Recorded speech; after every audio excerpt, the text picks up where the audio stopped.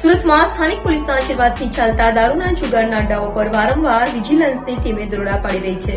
ત્યારે લિંબાયતમાં ચાલતા જુગારના અડ્ડા પર વિજિલન્સની ટીમે દરોડા પાડી 40થી વધુ જુગારીઓને ઝડપી પાડ્યા હતા. સુરતમાં વારંવાર દારૂ અને જુગારના અડ્ડાઓ પર સ્ટેટ મોનિટરિંગ સેલની ટીમ દ્વારા દરોડાની કામગીરી કરવામાં આવે છે.